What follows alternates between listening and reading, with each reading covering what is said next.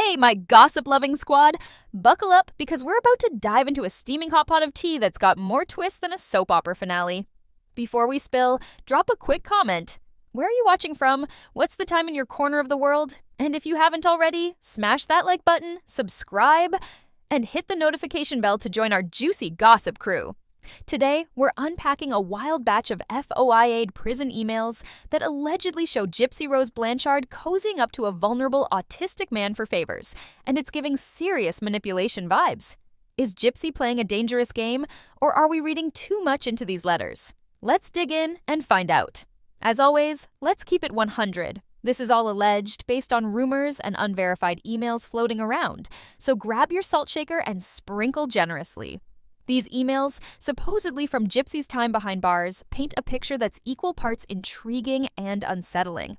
We've got a guy who's pouring his heart out to Gypsy, and she's responding in a way that feels less like friendship and more like a calculated chess move.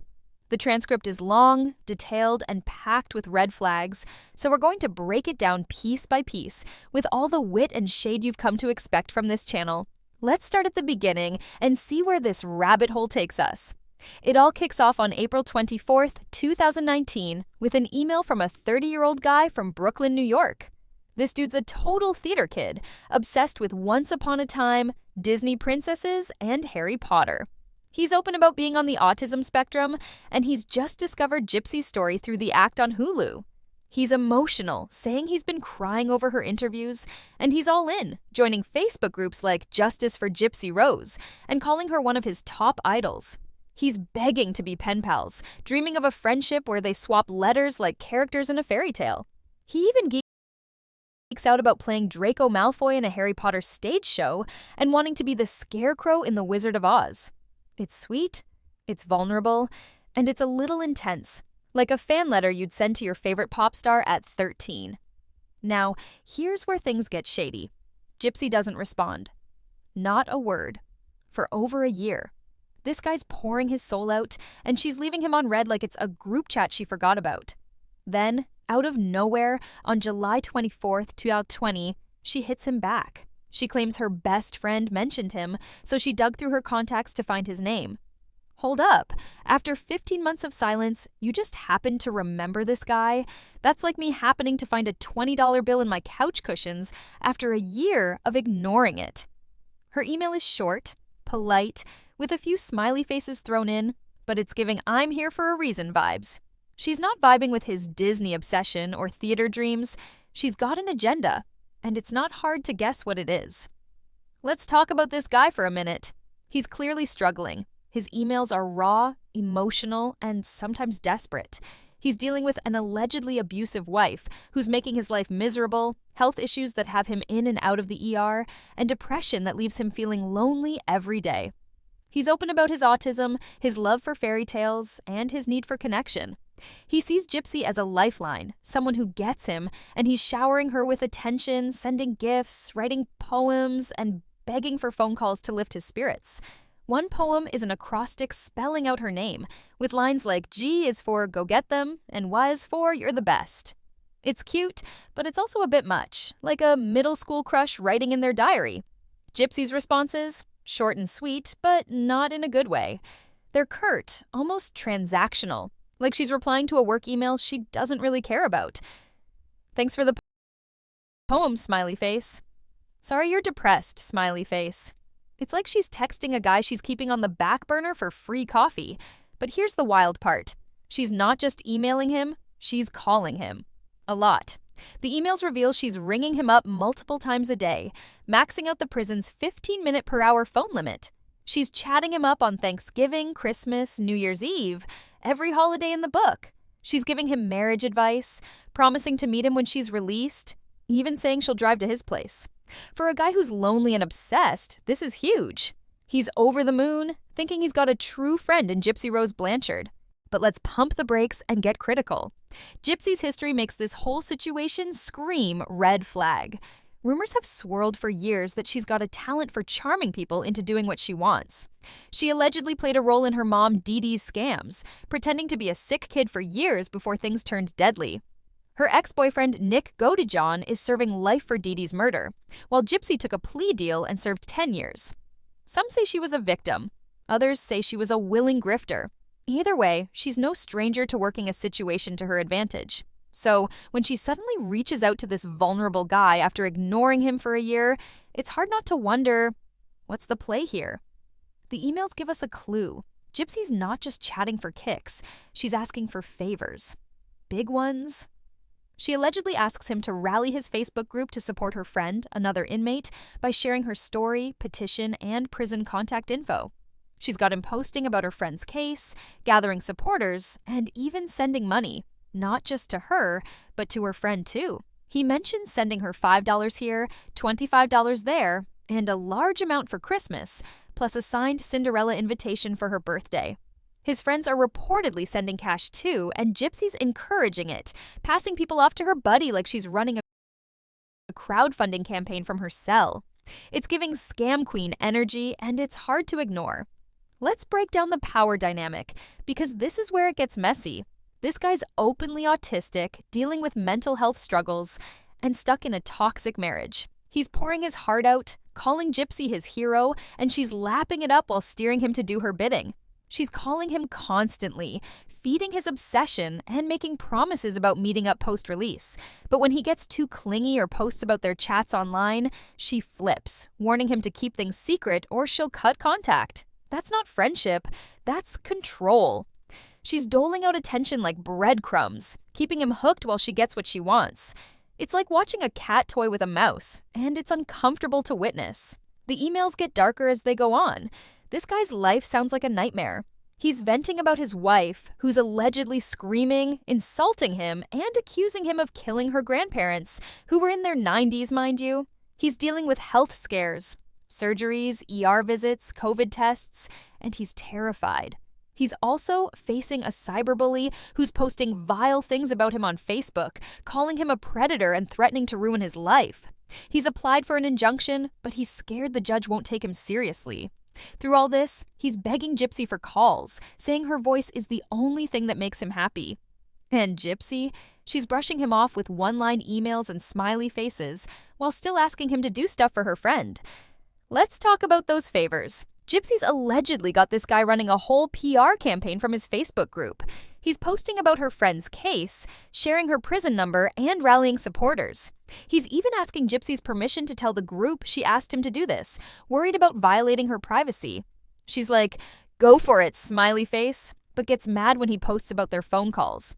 It's like she wants the benefits of his devotion without the public knowing how much she's leaning on him. And the money, oh, the money. He's sending her cash, his friends are sending cash, and Gypsy's passing people off to her friend, who's also getting money. It's like a prison pen pal pyramid scheme, and Gypsy's at the top. The most disturbing moment comes when Gypsy suddenly pulls the plug. On February 7th, 2021, she sends an email ending their friendship. Her reason?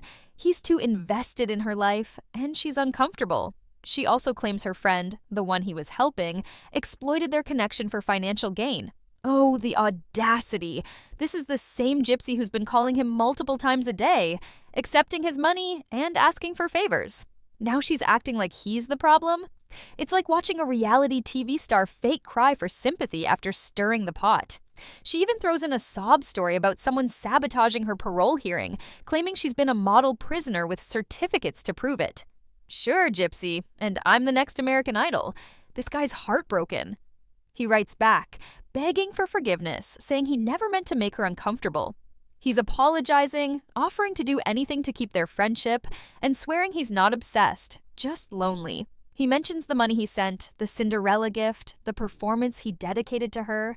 It's gut-wrenching, because you can feel his desperation. He's clinging to this connection, and Gypsy's cutting him off like he's nothing. It's a stark reminder of the power imbalance here. She's got the upper hand, and she knows it. Let's zoom out and get real. Gypsy Rose Blanchard is a lightning rod. Some see her as a victim who survived unimaginable abuse. Others see her as a calculating manipulator who played her mom, her ex, and now this guy.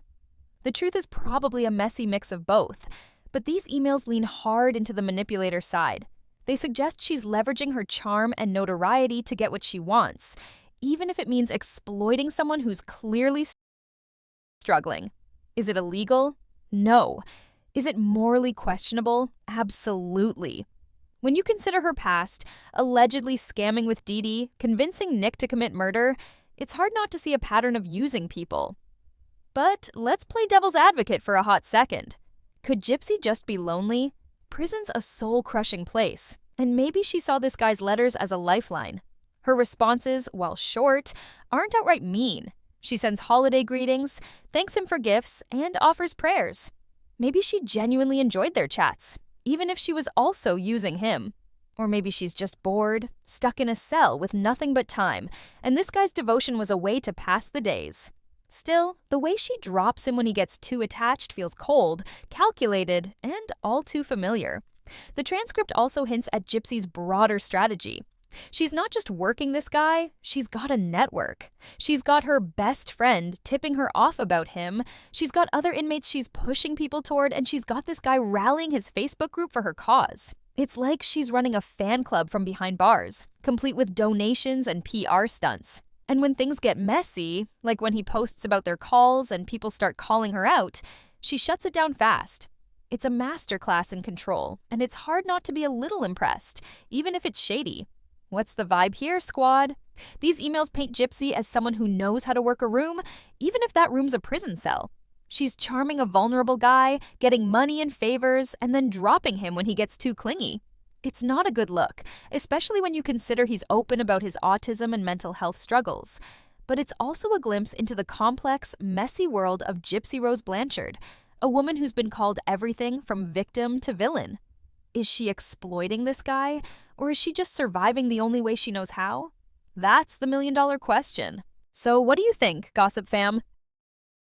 Is Gypsy a master manipulator, or is she just a flawed human trying to navigate a tough situation?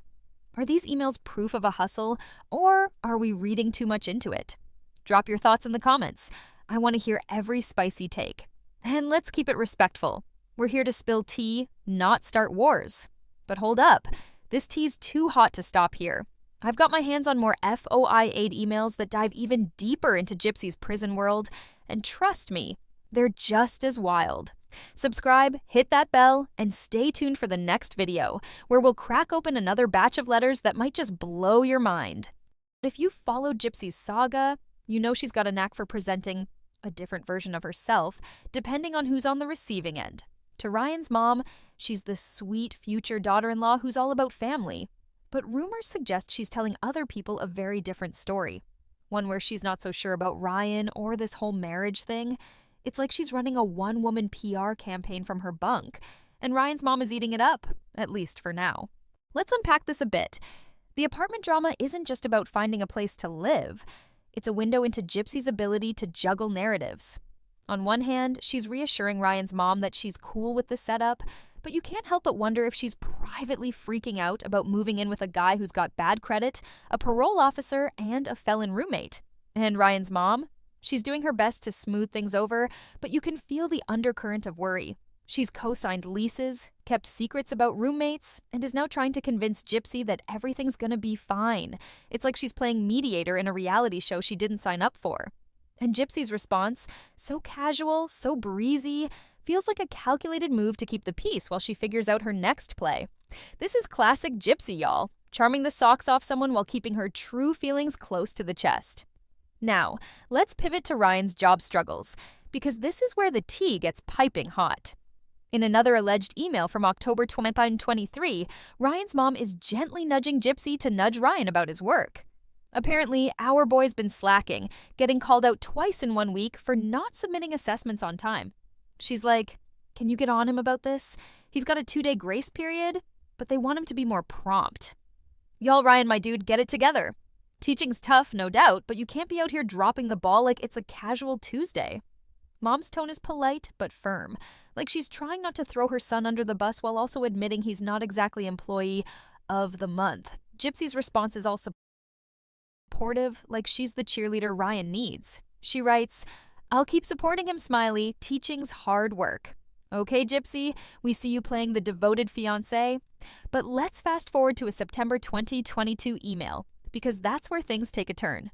Gypsy's suddenly singing a different tune, and it's not a happy one. She's worried about Ryan's mental health because the kids at school, and I'm quoting her here, little gangster kids, are giving him a hard time. She's like, I value his mental state over any job. I asked him to maybe consider looking elsewhere for a job. I don't want him to quit without something else lined up, but these kids are frustrating him. Okay, Gypsy, calling kids little gangsters is a choice, especially if they're special ed students, as some rumors suggest. That's a big yikes from me.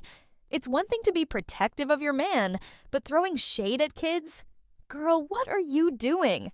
Ryan's mom, ever the optimist, responds in a September 2022 email with the subject, Blink's job. She's like, I share your concerns, but I think time will make a difference. She mentions Ryan's excitement after a meeting with the superintendent, like he's finally getting some wins. She's all, after the first 9 weeks, many of the difficult students either fail out or are asked to leave because of their behavior. He'll find his groove. You can feel her trying to keep the peace, like she's caught between Gypsy's panic and Ryan's struggles.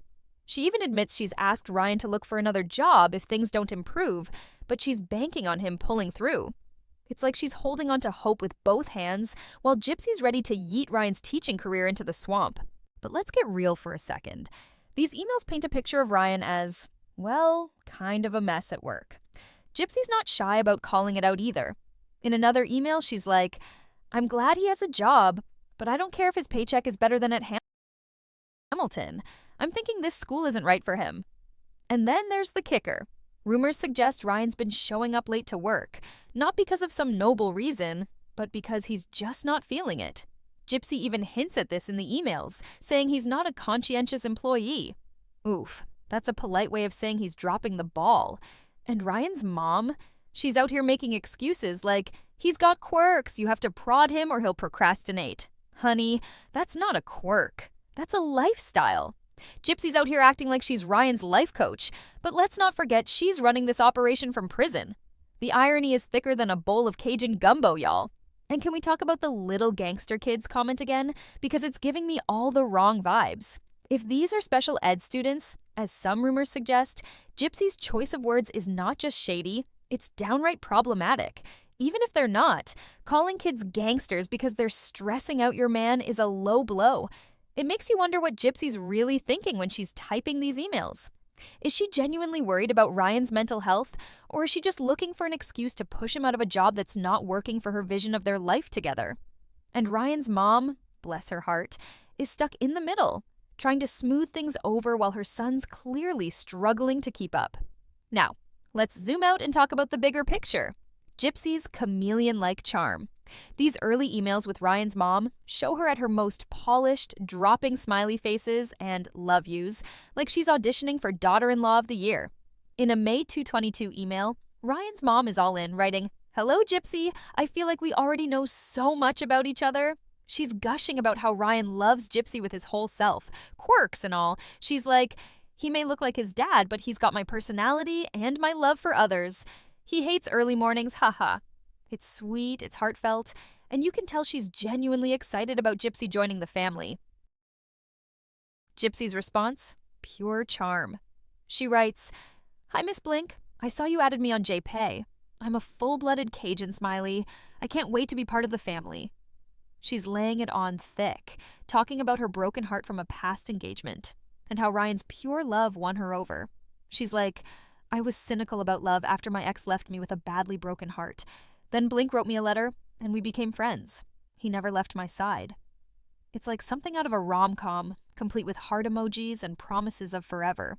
But even here, you can see the cracks. She's like, we have our bad days, but we work it out because we love each other enough to push through. Spoiler alert, those bad days are about to get a lot worse. And Gypsy's not exactly the picture of loyalty she's painting. What's fascinating is how Gypsy tailors her tone to Ryan's mom. She's all about family, love, and building a future together. She even throws in a nod to her Cajun roots, like she's bonding over gumbo and bayou vibes. But if you follow Gypsy's story, you know she's got a history of telling different people different versions of the truth. Rumors suggest that while she's writing these lovey-dovey emails to Ryan's mom, she's telling other people she's not so sure about Ryan. Some whispers even claim she's flirting with other guys via email or phone, using other inmates' pins to get extra call time. Now, I'm not saying that's true, It's all alleged. But it paints a picture of Gypsy as a master manipulator, charming one audience while playing a different game with another. Take this May 2022 email, for example. Gypsy's like, "I know all too well how Blink loves. His heart is the purest I've ever met."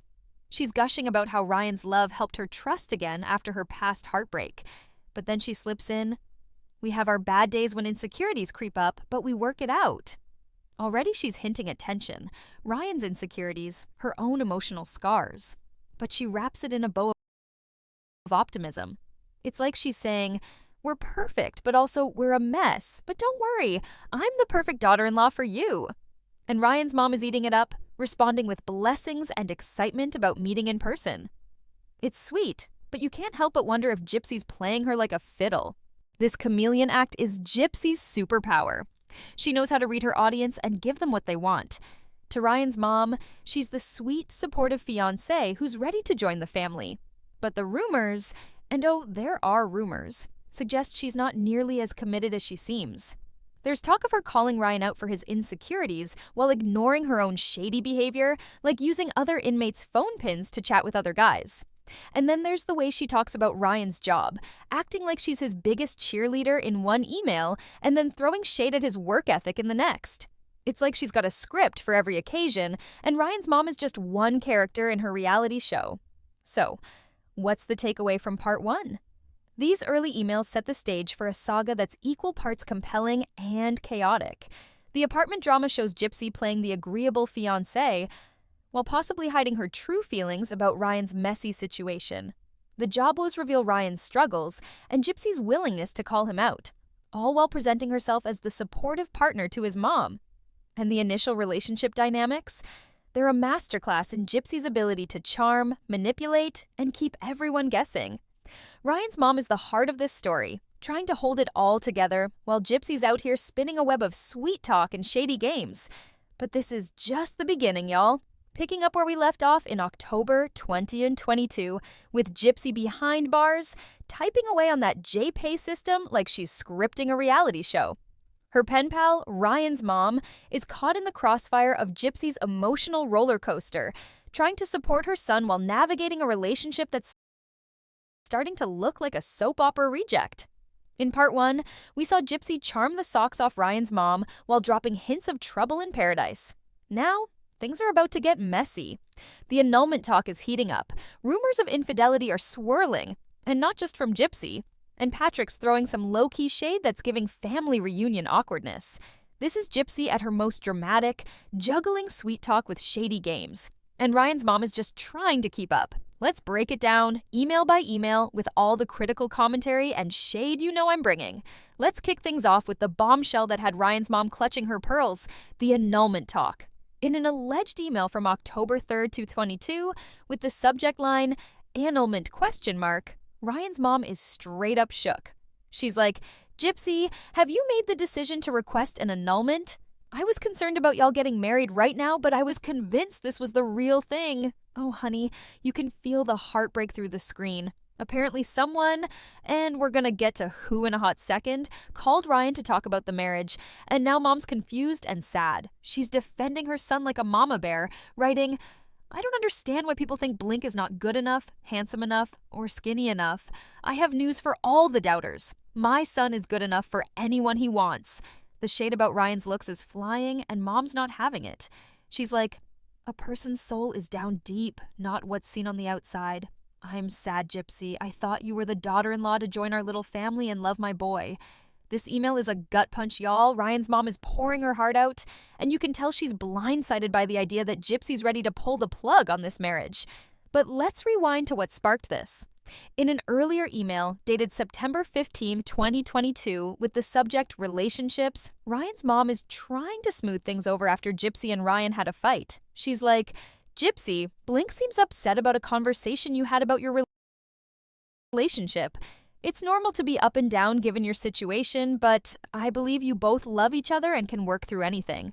She's giving long-distance relationship advice, saying she and her own partner were long-distance for years and it made them stronger. It's sweet, it's supportive, but you can sense the worry creeping in. She's like, "Don't get in your head too much. Relax and enjoy the journey." Oh, Mom, if only you knew the storm that's coming. Gypsy's response is where things get spicy. In an email from the same day, she's like, I understand, but I also think maybe some time apart would do us both good. Our relationship is very codependent. The mental and emotional stress is taking its toll on me, and I need some distance right now. Not forever, but right now, I feel too boxed in emotionally. Okay, Gypsy, hold up. You're dropping codependent like you're in a therapy session, but you're also keeping it vague enough to keep Ryan's mom on the hook with that, I love you too. It's classic Gypsy. She's planting the seed of doubt while still playing the devoted fiancé. But then, in another email, she goes full-on confessional, and it's a doozy. In this one, Gypsy lays it all out saying, when I was a little girl, I always dreamed of having my own family and making my own choices. Unfortunately, my mother never wanted those things for me. Her efforts were to keep me hers forever. She's diving into her past, painting her mom as the ultimate control freak, and then pivots to Ryan. Sometimes people can hold on too tight to the person they love most, and the weight of being someone's world is a responsibility I'm not ready for. Oof, that's a mic drop moment. She's admitting she married Ryan knowing she wasn't ready to be his everything, calling herself a 31-year-old teenager who's playing house. She's like, I love Blink, but his love for me was always greater than my love for him.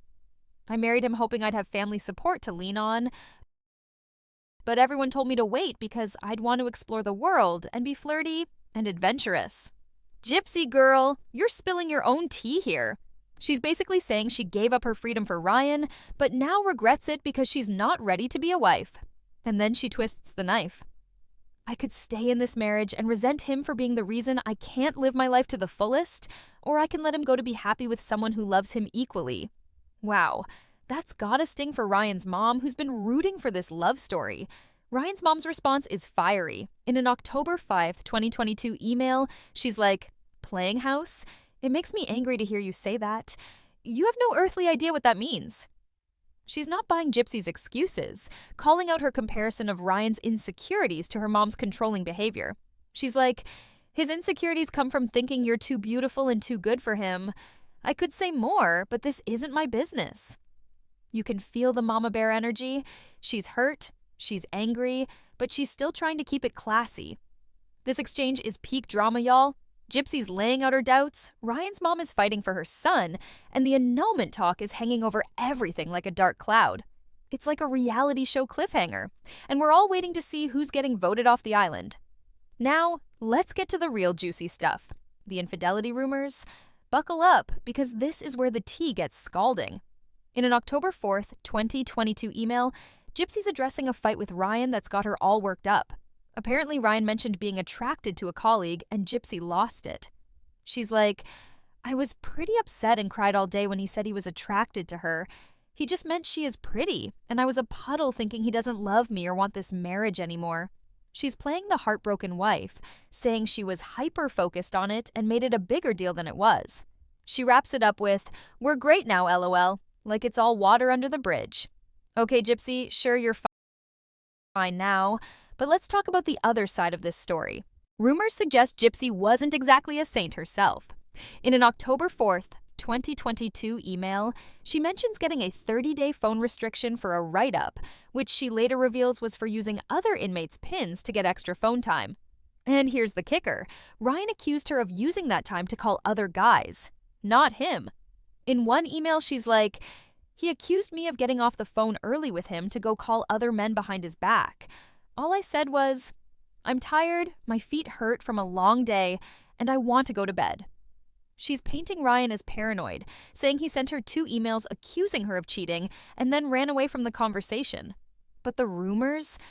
They're saying Ryan might have been onto something. Allegedly, Gypsy was chatting up other dudes, and those extra phone calls weren't just to catch up with her BFFs. She even admits in a later email that she was talking to someone else, which sends Ryan's mom into a rage. We'll get to that in a sec. But wait, it gets shadier. There's a cryptic email from October 4th, 2022, where Gypsy's addressing a conversation involving a friend who called Ryan about a hurricane, but ended up talking about their marriage. She's like, Blank and Blank are friends and have been for many years, even before we dated. She didn't call him with the intention to talk about my marriage, but the conversation naturally led to it. Okay, hold up. The redactions make it tricky, but the timing and context scream Christy. Gypsy mentions a hurricane heading toward Christy and Rod, her dad, and this friend's call seems to have stirred the pot. Gypsy's like, Blank could have called her himself to tell his side and apologize for bringing her infidelity up as a slapback. Wait, what? Did Gypsy just low-key accuse Christy of cheating? The rumors are swirling that Christy might have been getting her own side action, and Gypsy's dropping this bombshell like it's no big deal. She's all, we all just need to let the dust settle. But girl, you're the one kicking up the dirt. Ryan's mom catches wind of this, and she's not happy. In a November 2022 email with the subject, "No words," she's furious, writing, Gypsy, I have nothing to say to you, but okay. If you didn't love him that way, you should not have dragged him along for so long and especially married him. I am in shock that you were already talking to someone else. She's calling Gypsy out, saying, you need to look up the word integrity and learn to live as a woman of integrity. Ouch, that's a read. She's like, you have zero relationship experience, yet you think you and your cohorts are experts in marriage and love. Trust me, that is far from the truth. Mom's not holding back, and you can feel her anger and disappointment. She even begs Gypsy to ensure Ryan's treated with dignity in the upcoming documentary, worried he'll be portrayed as a Southern country fool. She's like, please let that be the last good thing you do for him. Oh, honey, this is heartbreaking. Ryan's mom is fighting for her son's honor, but Gypsy's out here playing chess with everyone's emotions. Gypsy's response is a masterclass in deflection. She's like, I'll do my best, but I have no control over what the directors do. Everything is controlled by the network. She even floats the idea of cutting Ryan out of the documentary entirely, which is wild because that would mean he gets no paycheck. It's like she's saying, I'll fix this by erasing you. And yet, she's still playing the devoted wife in other emails, telling Ryan's mom, I know it may not be much, but Blink gives me hope. Knowing someone can be so kind gives me a drive to be a better version of myself. But at the same time, rumors claim she's telling others she's grossed out by Ryan, even alleging he confessed to something horrific. I'm not saying that's true. It's all alleged. But the fact that she's spreading that kind of gossip while writing lovey-dovey emails to his mom, that's some Oscar-worthy multitasking. And let's circle back to Christy's alleged infidelity. The email about the hurricane call is so cryptic, but it's dripping with shade. Gypsy's like, she didn't mean to talk about my marriage, but it happened. And then she throws in that bit about bringing her infidelity up as a slapback. If Christy's out here cheating, it's no wonder Gypsy's marriage is a hot mess. The apple doesn't fall far from the tree. But Gypsy's playing it cool, like she's above the drama, while clearly stirring the pot. It's like she's writing a script for Love After Lockup, and Christy's the surprise villain. What do y'all think? Is Christy really out here living her best side chick life? Or is Gypsy just throwing shade to deflect from her own mess? Now, let's pivot to Ryan's brother Patrick, who pops up like a surprise guest star in this drama fest.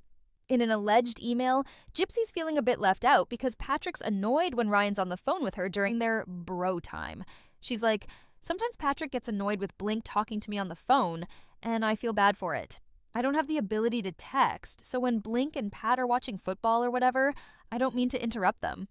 Poor Gypsy, feeling like the odd one out in the family. She's like, Blink doesn't give me crap about it, but Pat complains, so I was feeling a little out of place. Okay, Gypsy, we get it. You're trying to win over Ryan's mom by playing the sensitive fiancé, but let's be real, Patrick's probably just over it. Ryan's mom's response is pure gold. In an email with the subject, Patrick, she's like, sweet girl, don't let Patrick bother you. Sometimes he is such an idiot. He truly means no harm and does much of that to aggravate Blink. Don't take it personal at all. Deep down, he is a big teddy bear. Okay, Mom, we see you trying to smooth things over, but Patrick's giving petty sibling rivalry vibes. It's like he's annoyed that Gypsy's stealing his brother's attention during football season. And honestly, can you blame him? Gypsy's out here monopolizing Ryan's time, and Patrick's just trying to watch the game.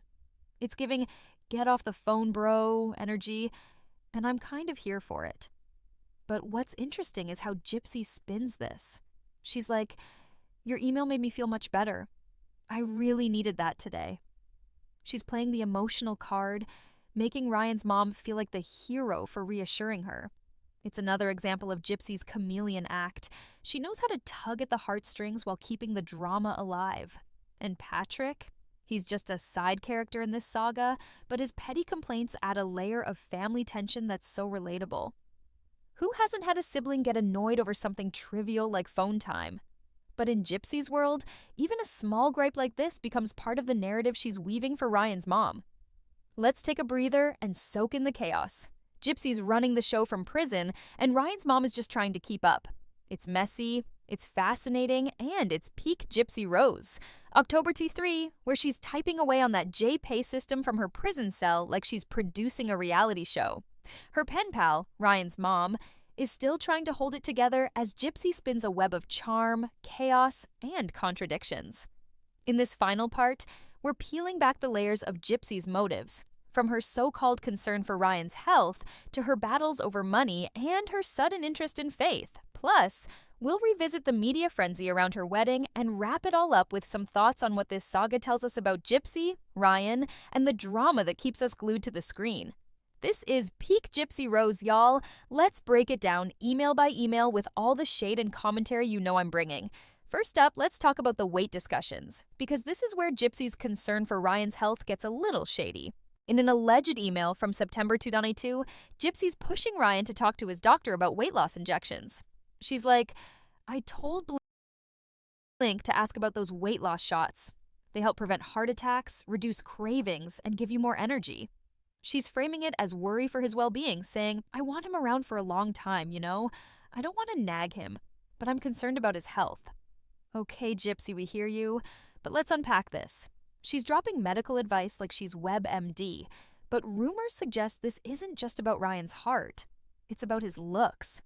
Allegedly, Gypsy's been critical of Ryan's appearance, and this email reads like she's spinning her shade as concern.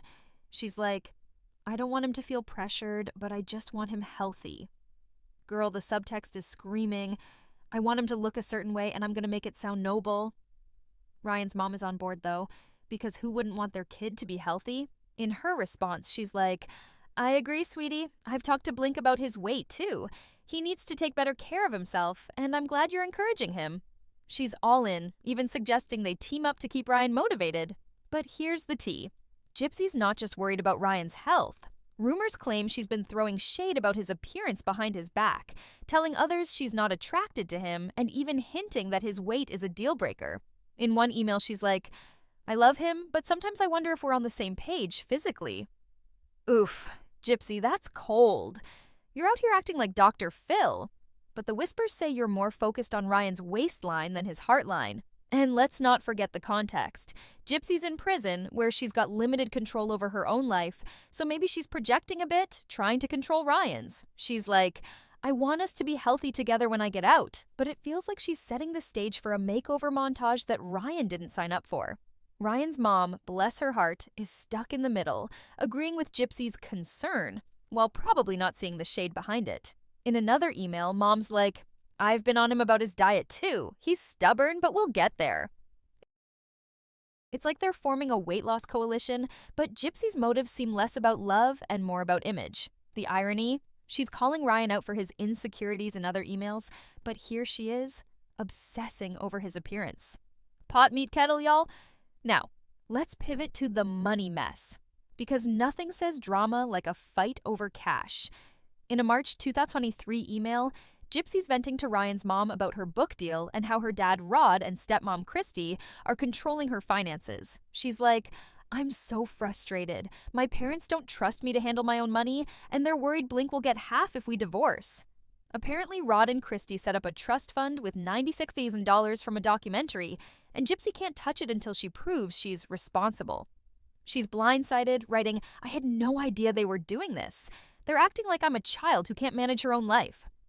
Okay, Gypsy, we get it. You're mad. But let's talk about the timing. She's already thinking about divorce, and they didn't even sign a prenup. She's like, I'm worried Blink will get my legacy dollars if things don't work out. Legacy dollars? Girl, you're out here talking like you're a Rockefeller, but you're in prison with a trust fund you can't touch. Ryan's mom's response is diplomatic, like she's trying to stay out of the family feud. She's like, I understand your parents' position, sweetie, but it's tough to feel like you're not trusted. Blink's got his own money coming when I pass, so you don't need to worry about him taking yours. Separate finances are common these days. Oh, Mom, you're trying so hard to keep the peace, but you can feel the tension. Gypsy's not just upset about the trust fund, she's annoyed that her parents are calling the shots. In another email, she's like, they're treating me like I'm still under my mom's control. I thought I'd have freedom when I got out, but now I'm stuck with this trust fund nonsense. She's painting herself as the victim. But let's be real. Gypsy's got a history of playing the system, and her parents might have a point about her responsibility. But here's where it gets spicier. Gypsy's not just mad at Rod and Christy, she's throwing shade at Ryan too. In one email, she's like, I'm worried Blink's not thinking about our financial future. He's so focused on teaching, but it's not enough to support us long term. Okay, Gypsy, you're out here criticizing Ryan's paycheck while you're locked up with no income? The audacity! She's pushing Ryan's mom to talk to him about better job options. But Mom's like, he's doing his best and teaching's his passion. You can feel the disconnect. Gypsy's dreaming of a big life post-prison, complete with book deal cash, while Ryan's just trying to get through the school year without getting yelled at for late assessments. And the trust fund? It's like a ticking time bomb in their relationship, with Gypsy already worrying about Ryan getting half in a divorce. Girl, you're not even out of prison yet, and you're planning the split? That's some next-level strategy. Let's switch gears to the church talk, because this one caught me off guard. In an October 2022 email, Gypsy's suddenly all about finding her faith. She's like, I'm a non-denominational Christian now, and I want to find a church in Lake Charles when I get out. I want me and Blink to dwell in God's word together. Okay, Gypsy, we hear you, but let's unpack this. You're no stranger to the spotlight. Your life's been a media circus since the DD days. Complaining about attention feels like a crocodile crying tears. Ryan's mom is sympathetic, as always, responding, I know it's hard, sweetie. The media loves a story, but you and Blink know your truth. Don't let them define you. She's trying to lift Gypsy's spirits, but you can tell she's nervous about the documentary too. In another email, Gypsy's like, I'm trying to tell my story my way, but everyone's got an opinion. They think I'm playing Blink, but I'm not. I just want to live my life. The lady doth protest too much, methinks. Gypsy's out here claiming she wants privacy, but her actions, like marrying Ryan in a high-profile prison wedding, suggest she's not exactly dodging the cameras. Rumors even claim she was feeding info to producers to shape the documentary, despite telling Ryan's mom she has no control. What's fascinating is how Gypsy uses these emails to spin her image for Ryan's mom. She's like, I'm not the person they say I am. I'm just a girl who wants to be loved and start over. It's a masterclass in playing the victim, and Ryan's mom is eating it up, writing, I see the real you, Gypsy. You're a sweet girl with a big heart. But the transcript tells a different story. In one email, Gypsy admits, I know I've made mistakes, but I don't want the world to judge me for them. She's alluding to the infidelity rumors and her phone pin drama, but she's careful not to give too much away. It's like she's walking a tightrope, keeping Ryan's mom on her side while dodging accountability. And the public perception obsession, it's not just about the documentary. It's about Gypsy wanting to be the hero of her own story, even if it means throwing others under the bus. By late 2000, the cracks in Gypsy's facade are undeniable, and Mom's starting to see through the charm. In a December 20 email with the subject, My Son, she's laying it all bare. She's like, Gypsy, I've tried to support you, but I'm struggling. Blink's heartbroken, and I can't help but feel you've played a part in that. I know you're in a tough spot, but you made promises to my son, and now he's hurting. Oh, honey, this is raw. She's not mincing words, calling out Gypsy for leading Ryan on. She writes, I thought you were the one for him, but now I'm not so sure. Please, if you can't love him the way he deserves, let him go. It's a gut punch, y'all. Ryan's mom is done with the games and just wants her son to be okay. Gypsy's response is a mix of deflection and damage control. She's like, I'm so sorry Blink's hurting. I never meant for this to happen. I'm just trying to figure out who I am in here. She's playing the lost soul card, saying, I love him, but I'm not sure I'm ready to be the wife he needs. I don't want to hurt him more. It's classic Gypsy, acknowledging just enough to seem sincere while keeping her options open. She even throws in, "I'll always care about you and your family," like she's trying to keep the door cracked for future reconciliation. But Ryan's mom isn't having it. In another email, she's like, "I've prayed for you, Gypsy, but I'm praying harder for my son now. He deserves someone who's all in." Oof, that's the sound of a mama bear drawing a line in the sand. What's heartbreaking is how Ryan's mom's tone shifts over these emails. In earlier messages, she's all warmth and hope, calling Gypsy sweetie and dreaming of family gatherings. But by December 23, she's exhausted, writing, "I've given you the benefit of the doubt, but I can't ignore what's happening. Blink's not himself, and I know it's because of this marriage." She even references the rumors about Gypsy's phone calls, saying, "I heard about the extra calls and I hope it's not true, but if it is, you need to own it." This is Ryan's mom's wake-up call. She's finally seeing Gypsy's chameleon act for what it is, and it's breaking her heart. So what's the final takeaway from this saga? Gypsy Rose Blanchard's prison emails to Ryan's mom paint a picture of a woman who's both a product of her circumstances and a master of her own narrative. From her beef with Bobby to her obsession with public perception, Gypsy's juggling multiple roles: victim, villain, fiancé, and fame chaser. She's charming Ryan's mom with sweet talk while allegedly flirting with others, venting about family drama while stirring it up, and claiming she wants privacy while feeding the media machine. It's a dizzying performance, and Ryan's mom is the audience member who bought a front row ticket only to realize the show's a tragedy. Gypsy's story is a pop culture phenomenon because it's a perfect storm of drama, trauma, and intrigue. Her life, marked by Dee Dee's abuse, the crime that landed her in prison, and now this messy marriage, taps into our fascination with true crime and redemption arcs. But these emails show she's not just a passive figure in her story, she's actively shaping it, even from behind bars. The Bobby drama reveals a family fractured by distrust, with Gypsy at the center deflecting blame. Her public perception obsession shows she's hyper-aware of her image, playing the victim while making moves that keep her in the headlines. And Ryan's mom's final pleas, they're a reminder that real people get hurt in Gypsy's orbit, caught up in a narrative they didn't write.